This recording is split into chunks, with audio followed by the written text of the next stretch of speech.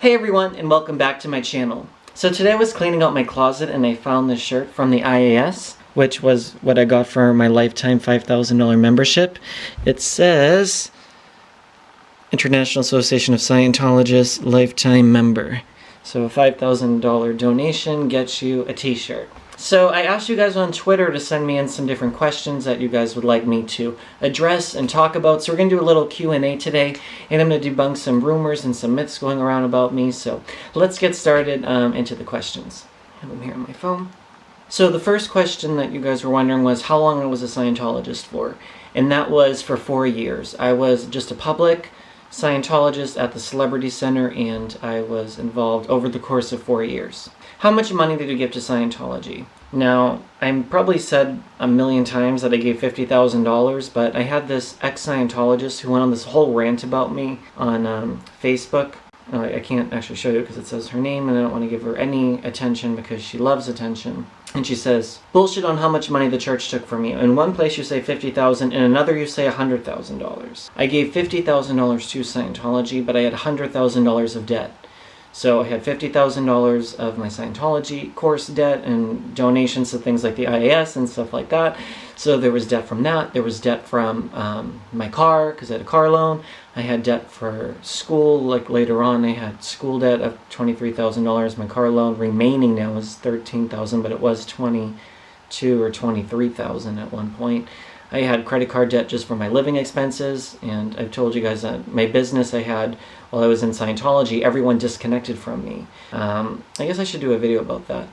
Everyone disconnected from me, so I no longer had my business that I was operating. So I had to start over and live off a credit card, so I had up to $100,000 of debt at one point. So actually today, it's big news. I am filming on my Canon G7X Mark II camera.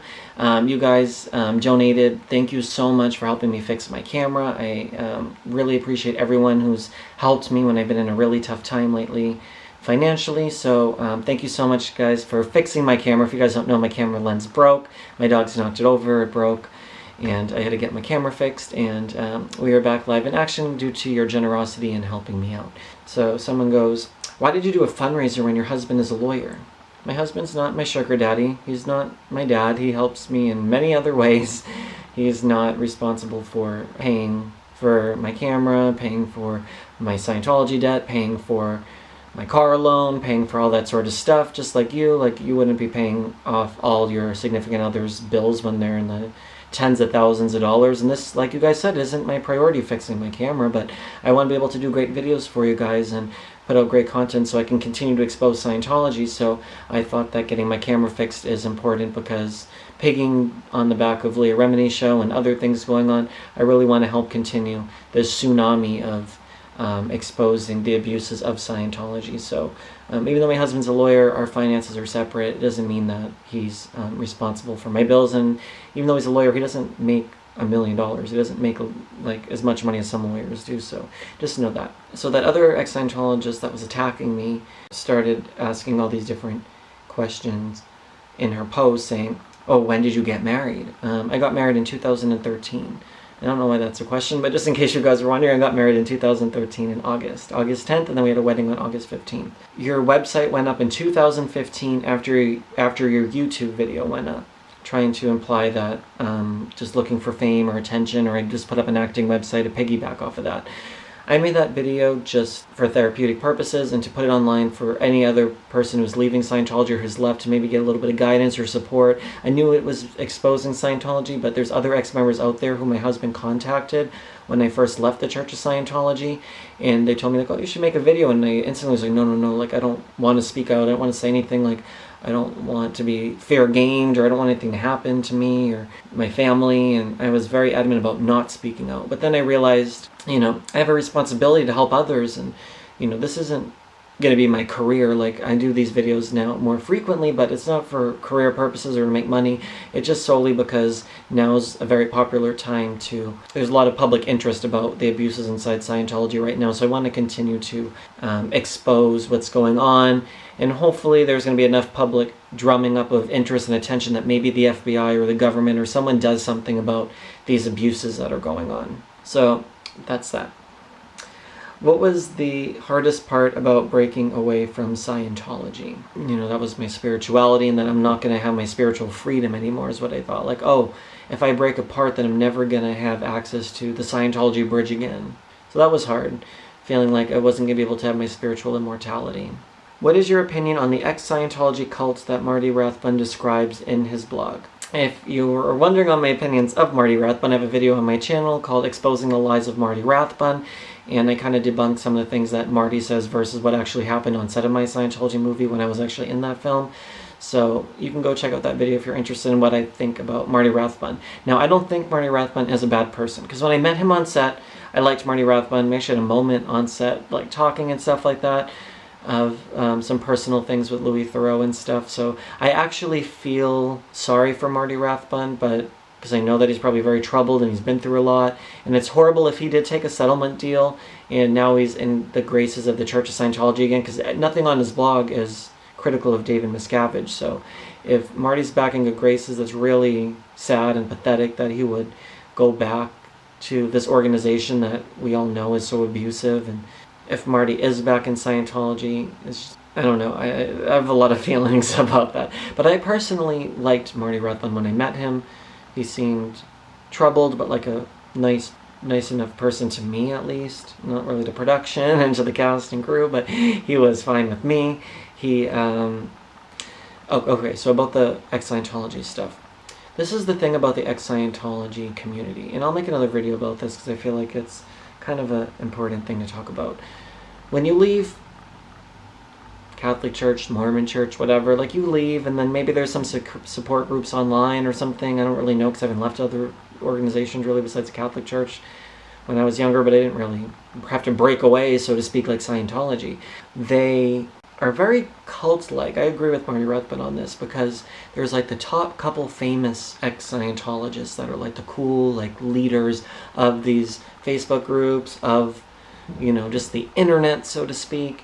And you know, there's other people who are either left Scientology, Scientology watchers who are never in but are interested for some reason in the abuses of Scientology, normal people, whatever.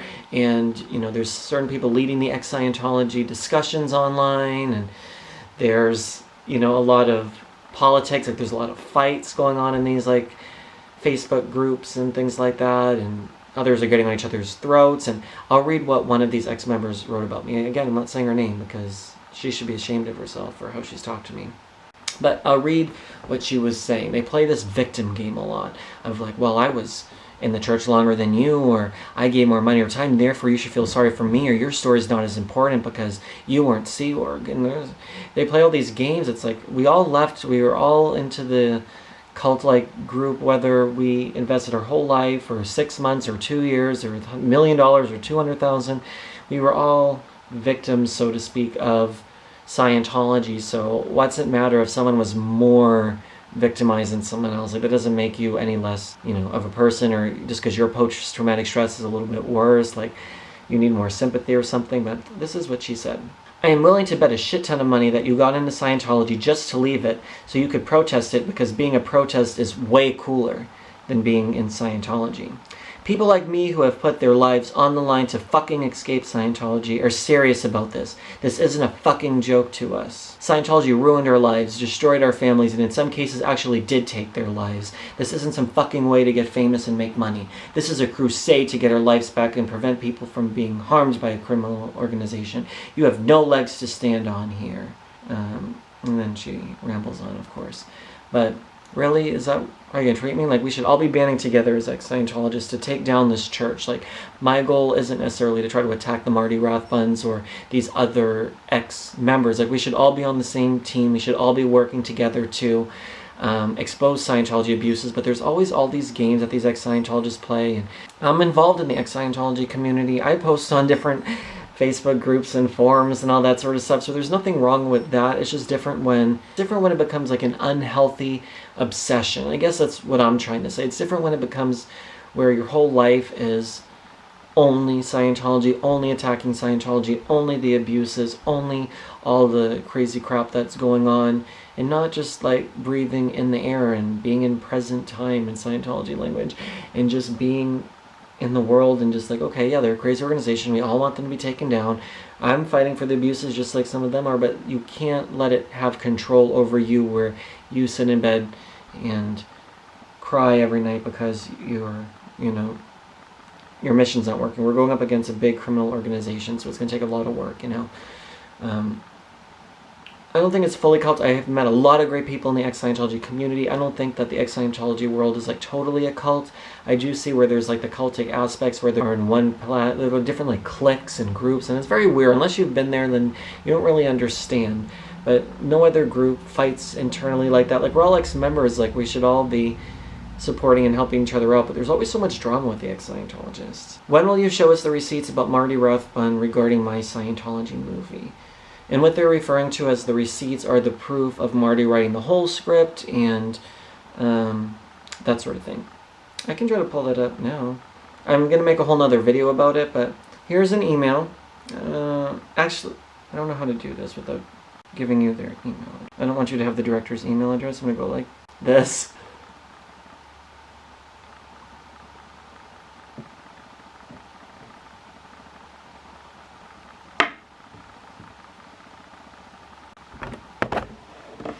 Here is an email I have.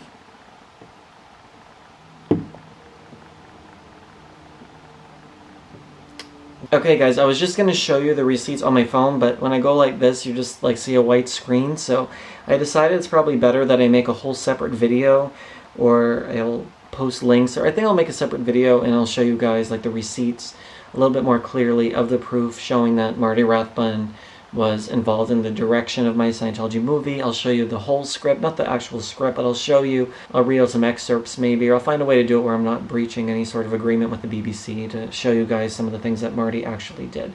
But that'll be coming up in the next week or two, so keep an eye out looking for the Marty Rathbun receipts. How did you get approached to be in my Scientology movie?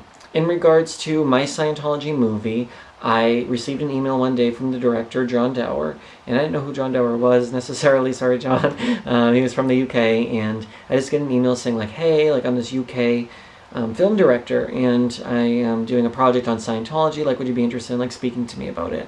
And I'm thinking like, okay, like what's the chance that someone from the UK, like I get emails all the time from people with different film projects or news related things, and it's just like, well, okay, like cool, but sometimes things don't follow through, or all the way in the UK, like what are they going to do, fly me out to the UK to talk about Scientology? So I was just thinking like maybe it's not actually going to work out, so I'm just going to kind of lay low. I sent him an email like, oh yeah, like tell me a little bit about the project, and then he said, oh, it's a project with Louis Theroux. And I heard of Louis Theroux. I'm thinking, how do I know Louis Theroux? And I'm like, oh, I saw a documentary of his on Las Vegas. My husband and I actually watched this documentary, and it was funny because I said to him, oh, I want to be in a Louis Theroux documentary. And my husband goes, what is Louis Theroux ever going to have to do anything about you? Like, why is he going to interview you? Like, what do you have to talk about, But no one would have thought Louis Theroux was going to make a huge documentary exposing Scientology. And I'm like, oh, I'm totally on board if it's with Louis Theroux, because I think his work is amazing. I love Louis Theroux. I think he's such a cool person. I like Louis a lot. He's a friend of mine. Got approached from the BBC. They came to my house, checked out talked to me a little bit, and then eventually I end up at a hotel and I meet up with Louis, and we had a whole day of filming at my house, and that was that. And then they approached me and said, hey, do you want to be in a couple like reenactment scenes like of the whole and some other things that are going on like inside Scientology that they're going to recreate? I'm like, that sounds pretty cool. So I got to do that, and then I also went to the premiere in New York City at the Tribeca Film Festival and got to see Louis and the cast and everyone, so that was really cool. I really can't wait for the movie to come out March 10th in the United States. So keep an eye out for that coming in the theater near you. Did you have sex with any celebrity Scientologists? Okay, here's where we dish the dirt. Okay, so there's really not any dirt. There's no dirt about that. I did not massage John Travolta at the Celebrity Center. I did not suck off Tom Cruise in a wild sex orgy. There was nothing crazy. You have to realize that the celebrities go through the president's office in the Church of Scientology, which is like a different department of the Celebrity Center. They have their own separate sauna for their purification program. There's like a whole separate wing for celebrities that unless you have clearance to be in, you're not going to get in. So I didn't actually have close enough relations with any celebrities. I was around a lot of celebrities. I was around the John Travolta, Tom Cruise, Kirstie Alley's, like they were gala and other things like that, but I was never like personal friends. Like I was in the same areas, but I wasn't actually on course with them or anything. What is the biggest lesson you learned from Scientology? The biggest lesson I learned from Scientology. I'm trying to think of how to answer that question. I learned a lot from leaving Scientology. I learned a lot about how to follow my intuition, to know if something's not right, that maybe I should look into things and not be afraid to check the other side, which Scientology always told me not to do. So not being afraid to do my research, just to be a stronger person. Like I think it made me a stronger person because I'm not, you know, I'm standing up for them, number one. I'm standing up against the abuses, and I'm standing up for a lot of people by speaking out. So, you know, I definitely feel like, you know, I've learned to stand up for things that are wrong instead of keeping my mouth shut. Scientology, like I guess the good things, if anything, Scientology taught me was to go for things. Like don't be afraid to really push and to make it known what you want. Follow through and how to communicate too a little bit, I guess, if I'm looking for something good within Scientology. But those one or two things compared to the mile-long list of abuses and things that I still suffer from this day after leaving Scientology, it's not worth one or two little things to try to find out about. Did Scientology know you were gay? No. That was the thing. It's kind of a long story. I have to do another separate story to kind of go into more detail about it because I don't want to waste a lot of time talking about that on a short question and answer video. I was in a very repressed Catholic environment, and I came to Hollywood. The first place I got into was Scientology. The homophobia wasn't something that was, to me, odd. Like, to me, I grew up in that sort of environment, so it wasn't weird. Like, it was just normal, because being gay is wrong, in what I thought. So I didn't tell them I was gay, because I was hoping that through the counseling, like, once I got more involved, I'd be able to go up the tone scale and get rid of my reactive mind, and thus I wouldn't be gay. Like, that's what I was thinking. So I thought that once my reactive mind was gone, then I would no longer be gay. So I was hoping that, you know, I didn't want to tell them I was gay, like, because I knew I was reading a lot in Dianetics about, you know, the sexual pervert is the homosexual, things of that nature. So I really just kept my mouth shut, and I didn't tell others about my sexual desires or my romantic desires until I met my husband. Then I eventually left the church. Do you think Scientology will lose their tax exemption? I do. I'm actually kind of optimistic about it. I've heard some different whispers about things that are going on. Can't confirm or deny anything, but I just hear that there's a little bit more headway with that. I don't know if that's true. That's just whispers on the online world, I guess. I think it's going to take a lot for the government or FBI or whoever is the authority in doing something like that to overthrow their tax exemption. It's going to take a lot of work. Scientology fought. They had $3 billion in reserves, so they're going to put up a fight. They're not just going to let it go away. Monique Yingling on 2020 was like, oh yeah, we're not worried about losing our tax exemption, but, you know, if there's enough public word and things going on about the abuses, and it just always keeps making national headlines, and my videos go viral, others people's videos go viral, these stories go on, then Scientology's not going to have a lot of room to fight. They're going to get crushed. What is going on with your life since you made your first documentary? I am happily married with my husband. We have 2 new puppies. The ones that are in the film actually passed away. They were old. We have 2 cute puppies together. I'm a hairdresser at a salon in Beverly Hills. I'm still trying to pursue my acting career, and everything's been going great. So thanks so much for watching. My camera battery's dying. I'll make another video update for you soon. Please go down below, click subscribe. I'd really appreciate that if you give some thumbs up on the video, comments below, share my videos, and let everyone know about what's really going on inside the church. Thanks so much for watching.